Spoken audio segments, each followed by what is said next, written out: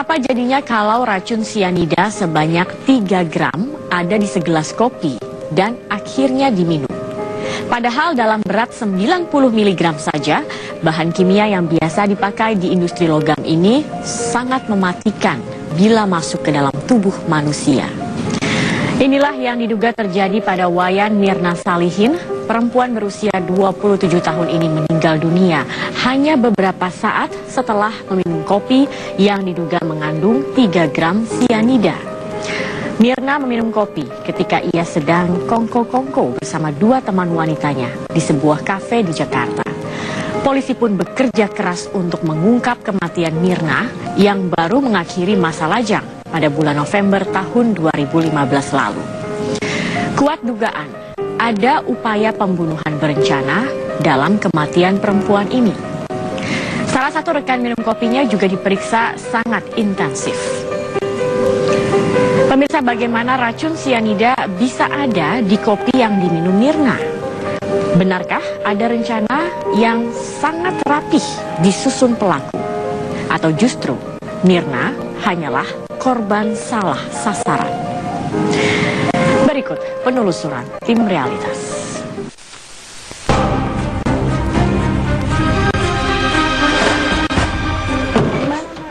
Nanti aja, saya udah telat di kelas, masih masuk dulu. Nanti saya kena masalah. Jessica Kumala Wongso kembali menjalani pemeriksaan di Polda Metro Jaya untuk kesekian kalinya.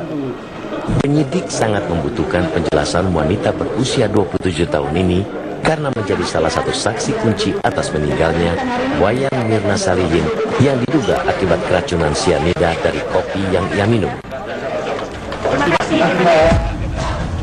Jessica sepertinya menjadi salah satu saksi yang harus diperiksa penyidik berkali-kali. Maklum saja, ada sejumlah fakta terkait Jessica yang mengundang tanda tanya. Wayan Mirna Salihin meregang nyawa beberapa saat setelah meminum es kopi Vietnam ketika bertemu dengan Jessica pada hari Rabu sore 6 Januari 2016 di Olivier Cafe Grand Indonesia, Jakarta. Wanita berusia 27 tahun ini yang baru saja menikah pada bulan November 2015 memang janjian untuk bertemu Jessica pada hari naasnya. Mirna datang dengan mengajak Hani, seorang temannya. Jessica tiba lebih awal dibanding Mirna dan Hani di Olivier Cafe pada hari Rabu sore itu.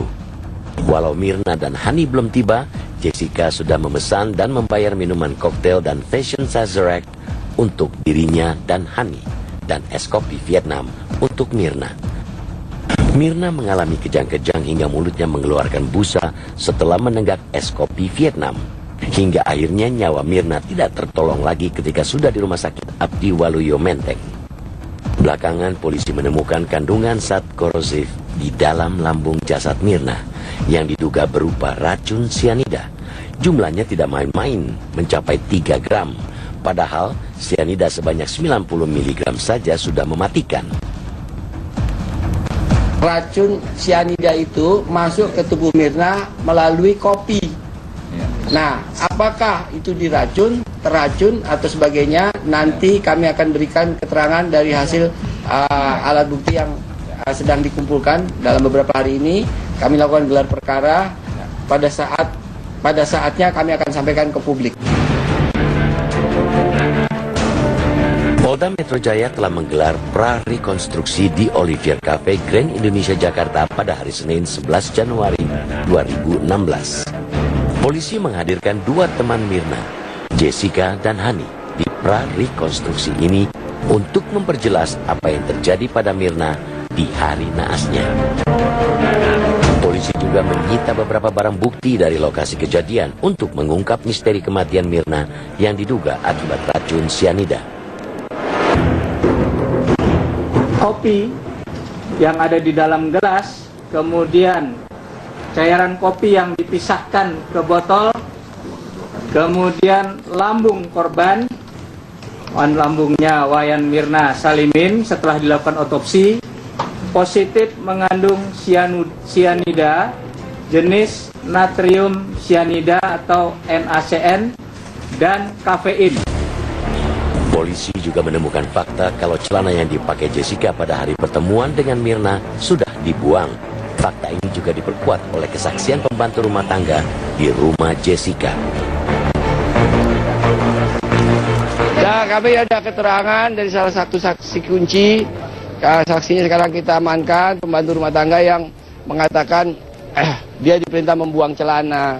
Kemudian katanya celananya robek, kata pengacaranya. Kan kita nggak tahu, belum ketemu celananya. Ada ditanya soal celana? Mungkin? Tidak. Tapi soal yang celana dibuang itu kamu memang... Oh, saya tidak bisa komen itu. Kalau polisi tidak tanya, saya tidak bisa jawab. Belakangan, Jessica mulai berani muncul di publik. Ia pun berani diwawancarai oleh media.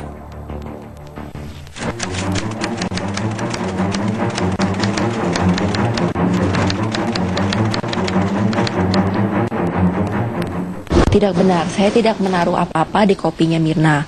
Saya benar-benar tidak menaruh apa-apa ya.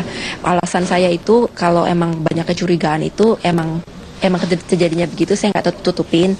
Saya emang mau datang duluan, soalnya kita mau menghindari 3-in-1 kan. Saya jalannya dari Sunter, terus di rumah cuma ada saya sama bapak saya hari itu. Lalu kenapa saya pesan duluan itu karena kita udah ngomong di grup chat yang di WA kalau si Mirna itu sukanya kopi itu.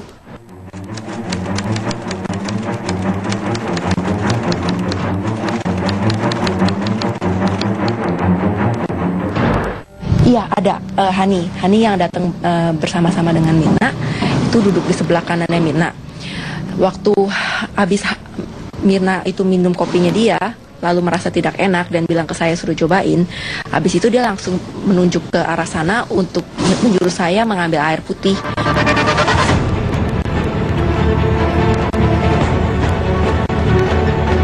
Tim Realitas sempat mendatangi Olivier Cafe yang ada di Grand Indonesia, Jakarta.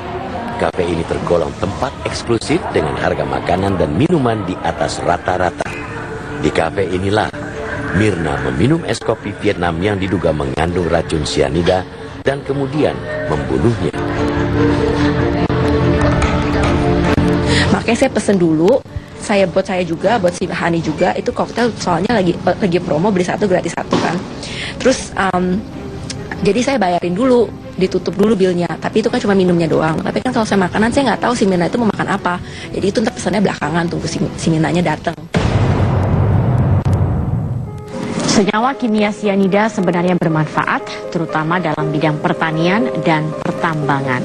Celakanya, sianida juga menjadi pembunuh berdarah dingin bila masuk ke dalam tubuh manusia. Inilah yang diduga menimpa Wayan Mirna Salihin dan beberapa kasus lain. Apa sebenarnya zat sianida yang sangat mematikan ini? Realitas segera kembali.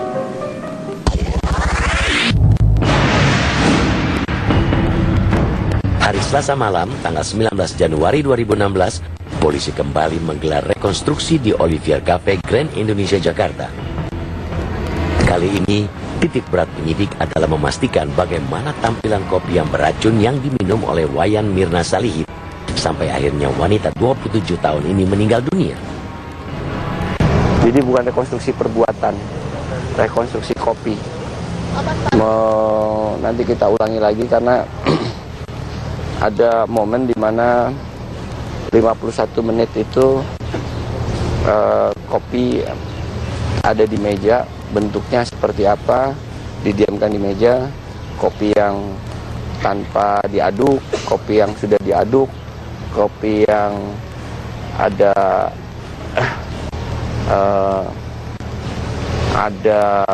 racun tanpa diaduk, kopi yang tidak ada racun, kopi yang ada racun tanpa diaduk dan kopi ada racun diaduk setelah 51 menit. Itu kami bandingkan dengan hasil lapor.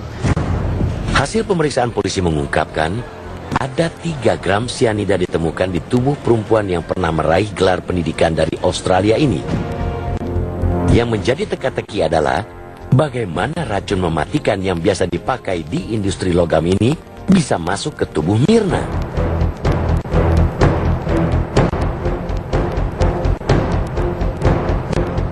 Sianida itu adalah zat yang memang sifatnya bisa ada 3 bentuk ya. Dia bisa serbuk, bisa cairan, bisa gas. Nah, yang serbuk itu dalam bentuk struktur kimia itu dalam bentuk garam ya, dalam bentuk kalium ataupun natrium sianida. Kalau yang cair itu dalam bentuk asam sianida ya, HCN. Kalau yang gas itu juga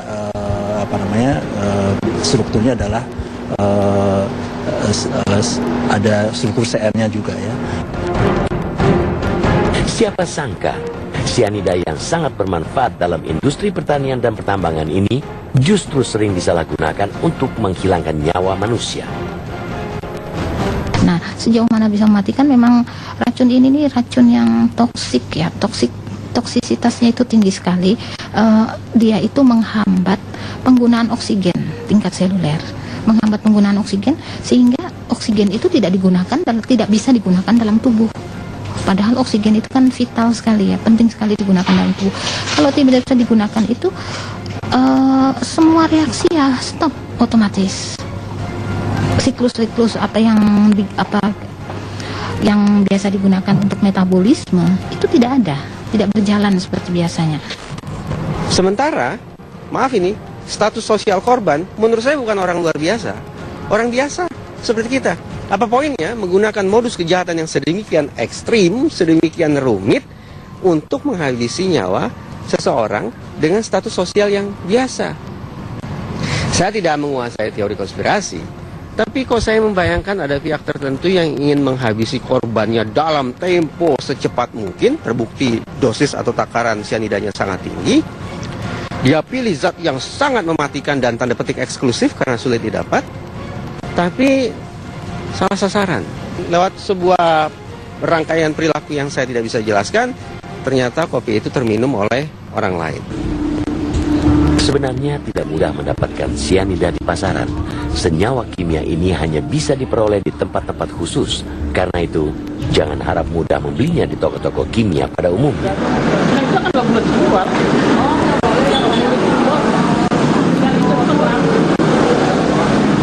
Bebas ya Pak?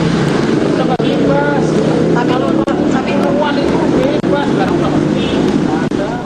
Karena kemudian sianida hanya bisa dibeli oleh orang-orang dengan latar profesi tertentu, maka ini semestinya mengerucutkan fokus kita tentang siapa gerangan tersangka.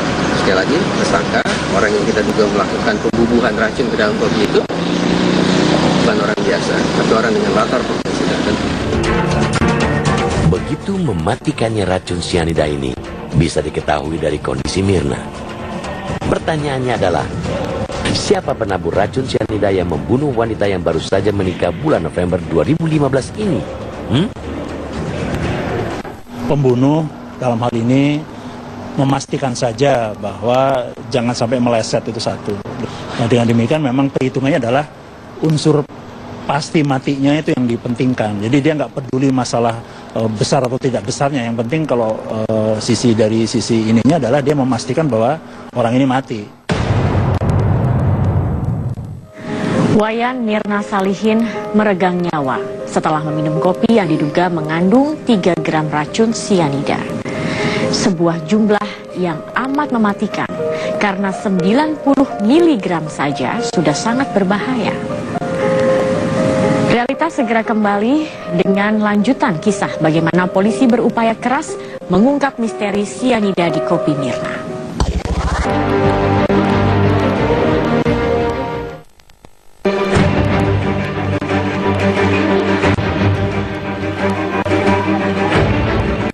Jessica Kumala Wongso kini menjadi sosok yang paling menarik perhatian polisi untuk mengungkap misteri kematian Wayan Mirna Salihin.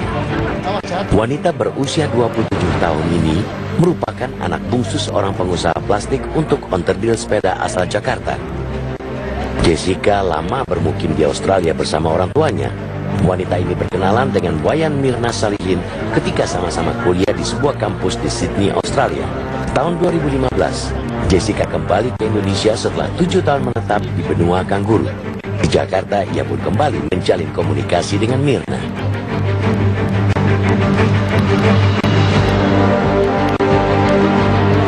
Saya ketawa ya waktu baca itu. Saya beneran, saya nggak lesbian, saya nggak ada hubungan khusus sama Mirna selain teman. Udah, titik.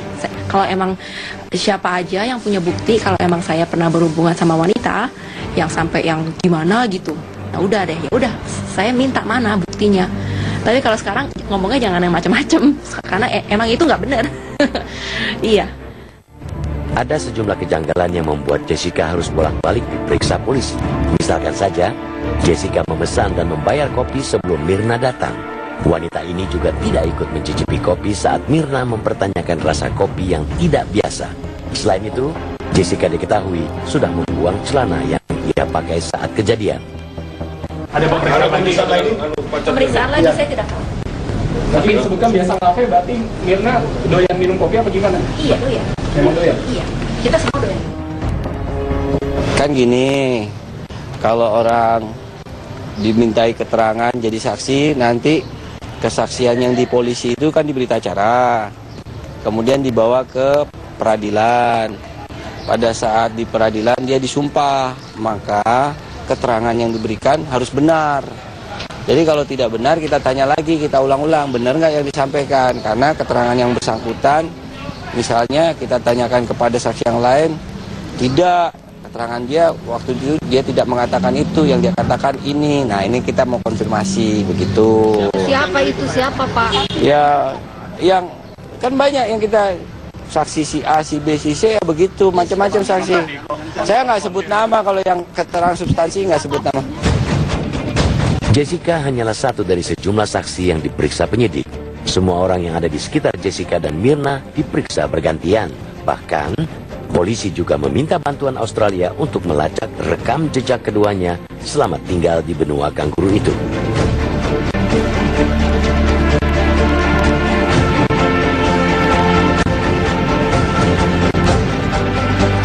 Nggak kenal, setelah Mirna meninggal baru saya tahu di rumah sakit.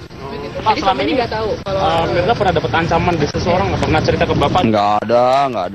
Ada permasalahan? Nggak ada. Pernah cerita ada masalah gitu? Nggak ada, ya. jadi kenal sama Jessica tuh baru di rumah sakit itu sebelumnya Baru lihat itu dia tuh yang mukanya Jessica.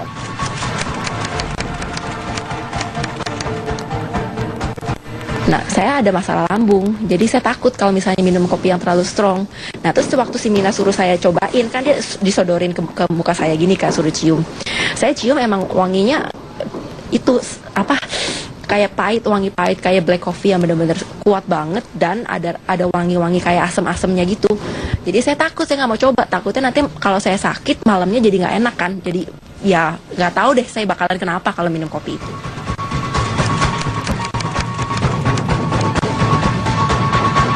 Tidak ya, jadi waktu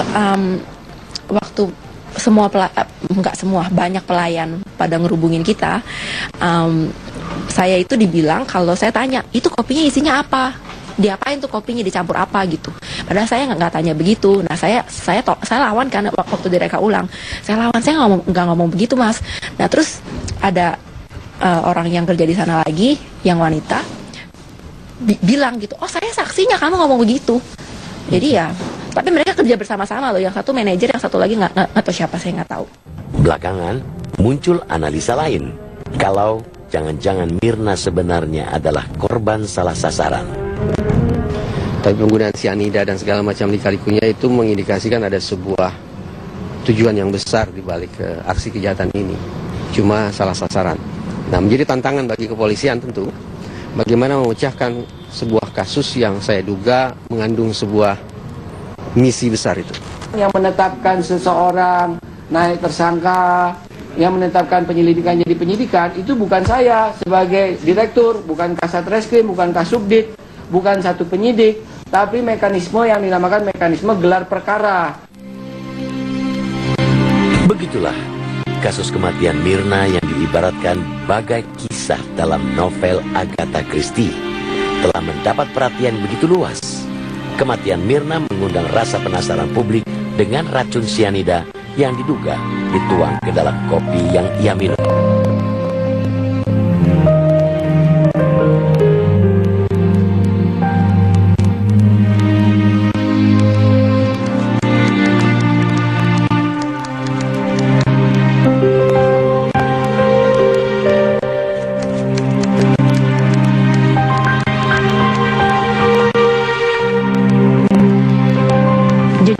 kematian Mirna ditelusuri aparat untuk mengungkap misteri kematian Mirna. Wanita yang belum genap 2 bulan menikah ini meregang nyawa akibat sianida yang ada di kopi yang ia minum. Pelakunya mungkin lupa kalau setiap rencana jahat selalu meninggalkan jejak. Jejak-jejak yang membawa aparat menuju sarang persembunyian si pelaku. Saya Zakia Arfan bersama tim Realitas. Sampai jumpa.